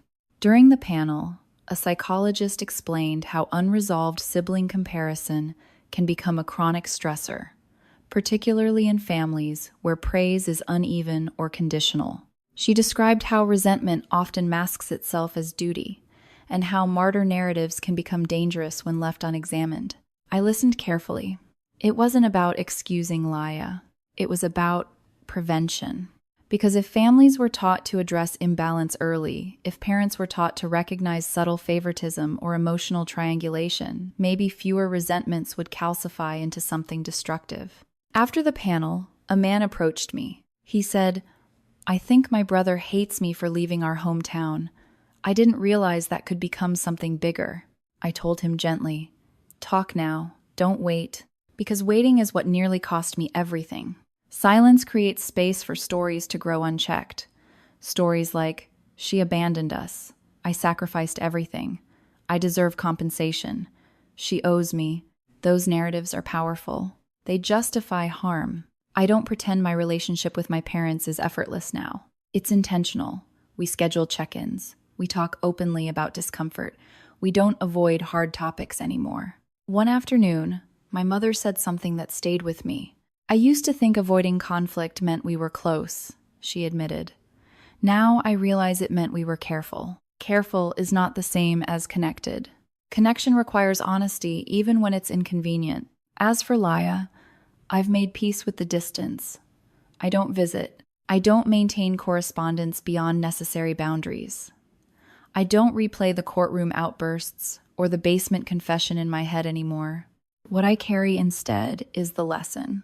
Entitlement often grows quietly in environments where comparison goes unchallenged. Martyrdom can morph into justification, and silence can become complicity. But there's another truth too. Awareness can interrupt patterns. Documentation can prevent erasure, and visibility can save lives. Sometimes I stand in front of a room full of people and share the simplest version of my story. I woke up chained to a pipe in my parents' basement. My sister believed I deserved to disappear. The room always goes quiet, but then I add something else. I survived because someone noticed a small inconsistency in a text message, because a doctor recognized a medical pattern, because I documented before I confronted. That's the part I want people to remember. Not the drama, the diligence, the attention, the courage to question what feels off. Recently, I revisited that childhood photo again. I no longer look at it with confusion. I look at it with compassion for both of us, two girls trying to understand their worth in a family that didn't always articulate it clearly. But compassion doesn't mean access, and healing doesn't require reconciliation. What it requires is truth. The truth is that what happened shocked everyone because it forced our family and our extended circle to confront a narrative we had avoided for decades.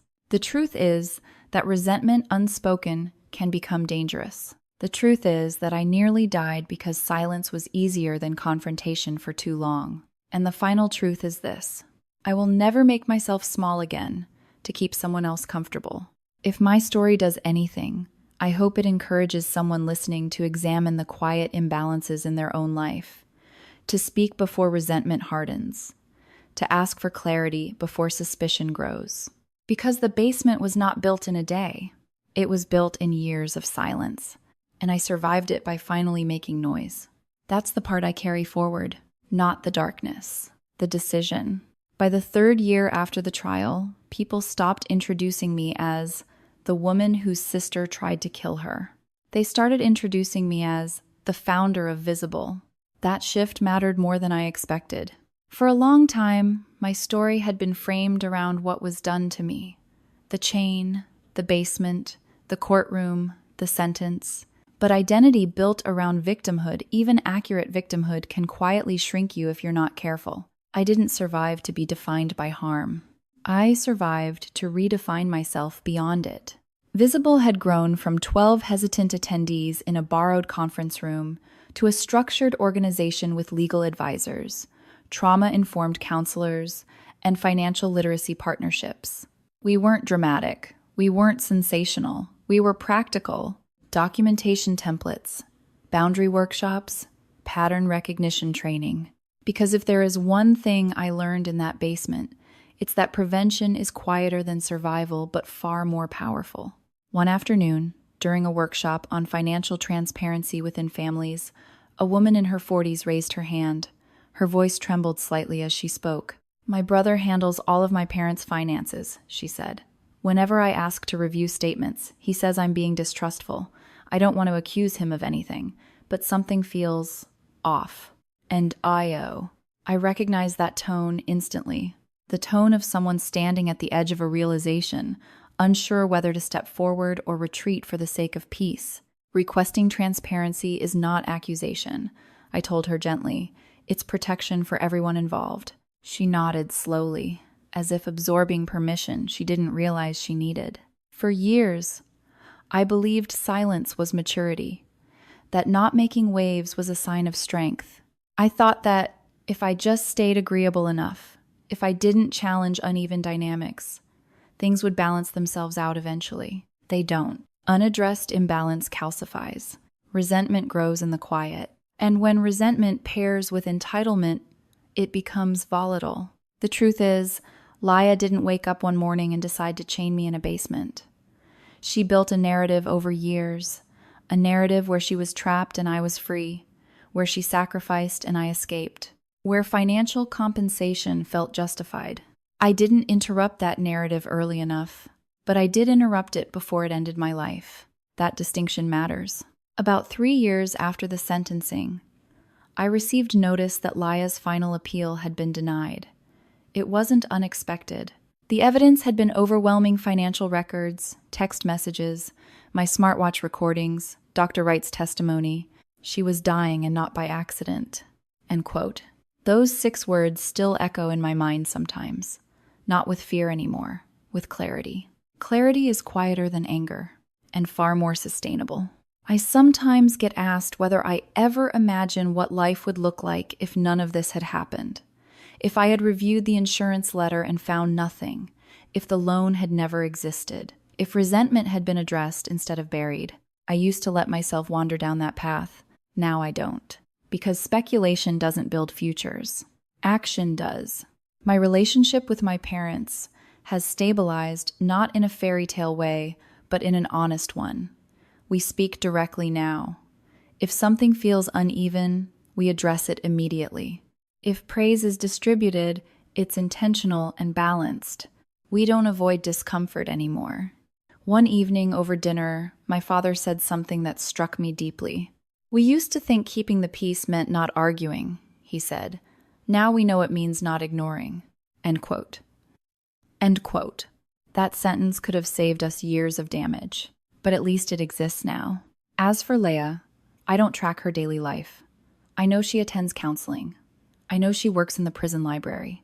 I know she has time, years of it, to examine the story she built around herself. I don't wish her harm, but I don't wish her proximity either. Healing doesn't require reconciliation.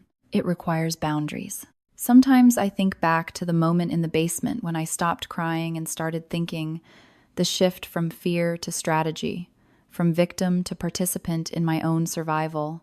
That moment was small, invisible to anyone else, but it changed everything. I looked at the corroded pipe and thought, it's weak. It can move. I looked at my watch and thought, battery can be rationed. I tapped SOS not because I was certain someone would hear, but because silence guaranteed no one would. That is the moment I carry with me. Not the collapse in the foyer. Not the chain around my wrist. The decision. The decision to make noise. 3 slow taps. 3 fast. 3 slow. A declaration of existence. Last year, I was invited to speak at a university about ethical accountability in family systems. A student asked me something that lingered long after the lecture ended. How do you know when to confront something and when to let it go? I thought about that carefully before answering. You confront patterns, I said. You let go of isolated discomfort. But if something repeats, if it forms a rhythm, you don't ignore it. Patterns saved my life, and ignoring them nearly ended it. Today, when I wake up in my apartment and sunlight filters through the blinds, I don't think about the basement first. I think about the women and men who message our organization saying, I noticed something early because of you. That is what survival becomes. Not a headline, a ripple. My life is not defined by that dark room anymore. It is defined by the light that followed, by the deliberate choices I make daily to remain visible, by the conversations I no longer avoid, by the boundaries I maintain without apology, and by the simple, unwavering truth that I matter. For 36 years, I believed belonging required silence. For 72 hours in a basement, I learned that silence could kill me. And for the rest of my life, I have chosen something different. Visibility. If you take anything from my story, let it be this. Do not wait for the dramatic moment to validate your instincts. Do not minimize discomfort to preserve someone else's narrative. And never confuse silence with safety. Because sometimes the bravest thing you can do is tap against the dark and refuse to disappear. That's what I did. And I'm still here. If you've stayed with me until this moment, then you understand that this story was never just about a basement, a courtroom, or a sentence. It was about something far more subtle and far more dangerous: silence. It was about how resentment grows in the quiet, how patterns hide in plain sight, and how invisibility can feel normal until it becomes life-threatening. This story is not simply a tale of betrayal. It is a reminder that awareness matters, that documentation matters, that your instincts deserve to be heard, and most importantly, that you deserve to exist fully without shrinking to make others comfortable. What shocked everyone wasn't just what my sister did, it was what happened after. The truth surfaced, the pattern was exposed, and the person who was meant to disappear refused to stay invisible. If this story resonated with you, if it made you reflect on your own experiences, your own silence, your own strength, then I invite you to stay connected. Subscribe to Revenge Drama House so you never miss another story like this one. Here, we don't just tell dramatic stories, we uncover the lessons hidden beneath them. You never know whose life might change simply because you chose to listen.